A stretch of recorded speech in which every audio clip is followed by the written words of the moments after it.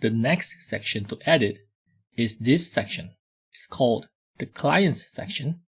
And to edit it, return to your admin panel, and under your Clients menu, click on All Clients. So this is where you get to edit your client's logo, like this, and you could even add a link to their website. For instance, if you want to link this image to this cupcake website, just go and find that image here, copy this and paste it here and click update.